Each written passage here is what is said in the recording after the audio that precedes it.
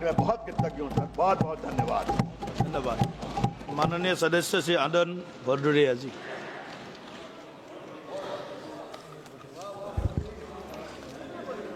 मैं बोलता हूं तो इल्जाम है बगावत का, मैं चुप रहूं तो बड़ी बेबसी सी होती है।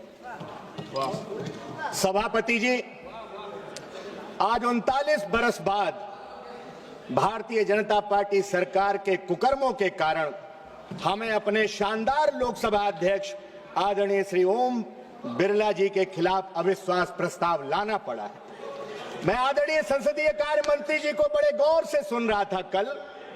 उन्होंने बड़ी चालाकी से विपक्ष पर दोष मढ़ दिया।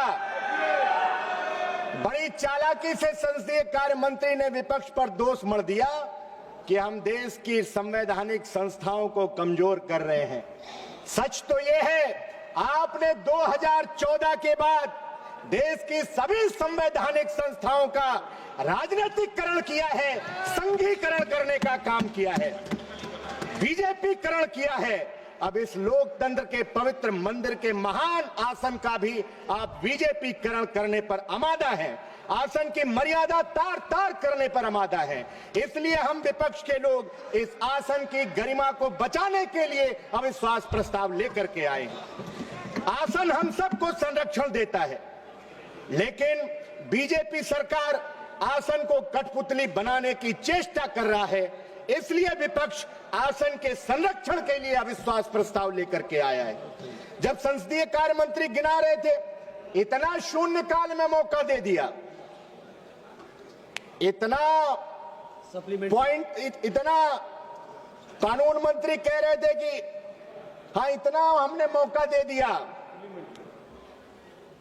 पीछे बैठे सदस्य कह रहे थे कोई पॉइंट ऑफ ऑर्डर नहीं, बैठ जाइए। कानून मंत्री कह रहे थे बोलने दे रहे हैं, इतना मौका दे दिया, इसीलिए दिमाग खराब है। पीछे बैठे, आप वीडियो निकाल लीजिए, पीछे बैठे सदस्य कह रहे थे कोई मौका आगे नहीं मिलेगा। हम सत्ता पक्ष के इसी रवैये के खिलाफ अविश्वास प्रस्ताव लेकर के विपक्ष को आना पड़ा। आप कह रहे थे इतना सप्लीमेंट्री दे दिया विपक्ष को, हम सरकार से खैरात मांग रहे हैं क्या? हाँ, माननीय अध्यक्ष जी ने दिया है समय, ये उनका बड़प्पन है, उनका विराट व्यक्तित्व दर्शाता है। 21 महीने के कार्यकाल में हम समाजवादियों को और खासकर हमारे नेता पीडीए के जननायक, शोषित, पीड़ित, वंचित, दबे कुचले लोगों की सशक्त आवाज माननीय अखिलेश यादव जी को उनका भरपूर स्नेह मिला है। इसमें कोई हम इस बात को नजरअंदाज नहीं कर सकते। लेकिन डरपोक भारतीय जनता पार्टी की सरकार माननीय अध्यक्ष जी के आसन के पीछे छुप करके विपक्ष की आवाज को दबाना चाहती। श्रीमान राहुल गांधी जी केवल नेता प्रतिपक्ष नहीं है, बल्कि इस देश के करोड़ों आम आवाम की, वंचित वर्ग की आवाज है। इंडिया गठबंधन के 42% मतदाताओं की आवाज है। माननीय सदस्य ऐसा बोल रहे थे, कई सदस्य बोले, ऐसा लग रहा था कि वो अध्यक्ष जी के खिलाफ अविश्वास प्रस्ताव पर भाषण नहीं कर रहे हैं, वो नेता प्रतिपक्ष के खिलाफ अविश्वास प्रस्ताव आया है उस पर भाषण कर रहे थे। लोकतंत्र केवल बहुमत से नहीं चलता, लोकतंत्र असहमति से चलता है, सवालों से चलता है। जब विपक्ष की आवाज को दबाया जाता है तो केवल विपक्ष की आवाज नहीं दबती, बल्कि करोड़ों आम आवाम की आवाज दबती। हमने इसी सदन के, हमने पुराने सदन के अंदर श्रीमान अटल बिहारी वाजपेयी जी का भाषण सुना है, कम से कम उनसे सीख ले लेते। उन्होंने कहा था, कबीर दास जी का वो दोहा पढ़ा था कि निंदक नियरे राखिए आंगन कुटी छवाए, बिन पानी साबुन बिना निर्मल करे सुभाए। सदन की गरिमा बनाए रखना क्या सिर्फ विपक्ष की जिम्मेदारी है? मैं मानता हूं उससे बड़ी जिम्मेदारी सत्ता पक्ष की है। मुझे आज आदरणीय गुरु उदय प्रताप सिंह जी की कविता की 4 पंक्तियां बरबस याद कर आ रही। न तेरा है न मेरा है, ये हिंदुस्तान सबका है, नहीं समझी गई ये बात तो नुकसान सबका है। आदरणीय सभापति जी, आज 12 दिन से हमारे 8 साथी संसद की सीढ़ियों पर दिन भर बैठे रहते हैं। मैं मानता हूं आदरणीय अध्यक्ष श्रीमान ओम बिरला जी का मन जरूर द्रवित होगा, क्योंकि जितना 21 महीनों में मैंने उनको जाना है, अगर वो आसन पर होते तो शायद ऐसा फैसला नहीं होता। ये बीजेपी सरकार ने आसन से जबरदस्ती फैसला कराने का काम किया है। आदरणीय सभापति जी, बीजेपी सरकार को बताना चाहिए कि गाजा और इजराइल में जब संघर्ष हो रहा था, क्या विश्व का कोई प्रधानमंत्री ने इजराइल का दौरा किया है? कौन सा सम्मान आनंद जी, जिसका पहले हमने कभी नाम नहीं सुना? मैं पूरे भरोसे के साथ कह सकता हूं भदौरिया जी कि एक मिनट, जो भी निर्णय आसन से हुआ है उसको ये कोई अध्यक्ष जी का, जो यहाँ पर बैठते हैं अध्यक्ष जी का, और जो हम लोग चेयरपर्सन बैठते हैं, तो इसमें अध्यक्ष जी का भी भूमिका रहते हैं। तो आप आसन का मर्यादा को आप कम मत रखिए। आसन को आप सम्मान देने का आप दिशा रखिए। मर्यादा की बात कर रहे हैं। वही माननीय सभापति जी, में बैठे लोग अगर कोई असंसदीय लगे तो आप आसन से नहीं। तुलवा रहे हैं। शब्द बदल अगर ओम सकते हैं। बिरला जी अच्छा है तो आसन भी अच्छा ही है। अरे दबाव इसलिए का है। भारतीय जनता पार्टी सरकार को बताना चाहिए कि गाजा इजराइल संघर्ष के बाद विश्व के कौन से प्रधानमंत्री ने इजराइल का दौरा किया? खतरा हमारी उन बहनों से माननीय प्रधानमंत्री जी को नहीं था, लेकिन मैं जानना चाहता हूं किसकी सलाह पर, किसने कहा जब युद्ध के मुहाने पर खड़े हुए देशों पर प्रधानमंत्री जी को यात्रा की? क्या उनकी जान जोखिम में डालने का काम किया कि हमारी बहनों से यहां उनकी जान जोखिम में थी? हम सलाम करते हैं ईरान के सर्वोच्च नेता अयतुल्ला खामनेई साहब को, जिन्होंने अपनी आपकी तरह अमेरिका के आगे घुटने नहीं टेके, बल्कि उन्होंने शहादत को गले लगाया और आपने अमेरिका के आगे घुटने टेकने का काम किया। आदरणीय सभापति जी, जिस दिन घटनाक्रम ये हुआ है जिसकी वजह से कांग्रेस पार्टी की अगुवाई में पूरे विपक्ष को अविश्वास प्रस्ताव लाना पड़ा, उस दिन आसन पर ज्यादातर समय सभापति ही विराजमान रहे। आप उस दिन की वीडियो फुटेज निकालिए। सत्ता पक्ष के एक माननीय सदस्य जो सदन के हाईजैकर हैं, सदन के माफिया हैं, खड़े हो ये सब गए, वर्ड जो है उसको हटा दीजिए। खड़े हो गए। सभापति ने उनका, सभापति जी ने उनका नाम भी नहीं पुकारा, माइक ऑन हो गया। आप निकालिए वीडियो फुटेज और लगे न जाने कौन कौन सी किताबें दिखाने और उनका संदर्भ देने। हम लोगों ने पीठ से आपत्ति की, तब जाकर उनका नाम पुकारा गया बीच में।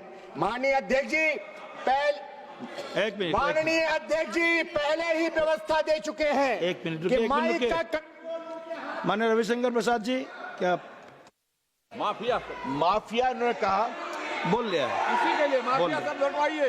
हटा प्लीज कौन हाउस के हाईजैकर हैं, हाईजैकर हैं, हाईजैकर हैं, हाईजैकर हैं। बिना अनुमति के माइक ऑन होता है और जो मन में आता है उस सदन में कहते हैं। ये चीज बर्दाश्त योग्य नहीं है, बर्दाश्त योग्य नहीं है।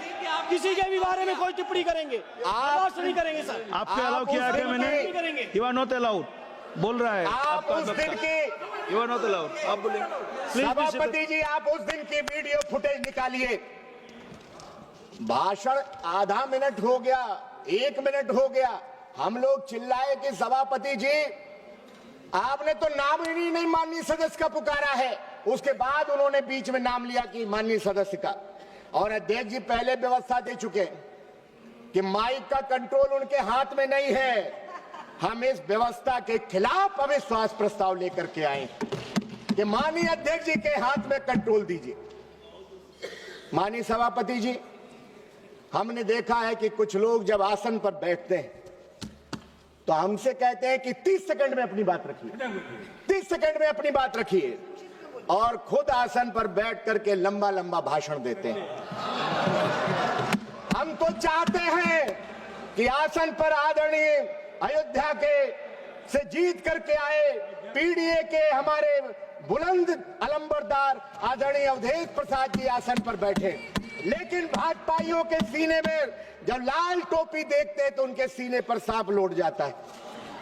इसलिए आदरणीय सभापति जी, हम पूर्व की सदन की कार्यवाही देखते हैं, सदन का कैसा माहौल था, गौरवशाली परंपराएं रही हैं, बहस का स्तर देखते हैं, और जब आज की स्थिति देखते हैं तो फिर कई सवालात खड़े होते हैं और हम सबको आत्मचिंतन को विवश करते हैं। हम विपक्ष के खासकर नए सांसद दिल्ली की चमक दमक देखने नहीं आए हैं सभापति जी, कैंटीन में मेदू बड़ा खाने नहीं आए हैं, हम अपने अपने क्षेत्र की लाखों जनता की उम्मीदें लेकर के दिल्ली आए हैं। क्या 2014 के बाद आपने सांसद पद की गरिमा नहीं गिराई है? आपने पूरे देश में और खासकर उत्तर प्रदेश में सांसदों विधायकों की गरिमा को अफसरशाही के हाथों में गिरवी रखने का काम कर दिया है।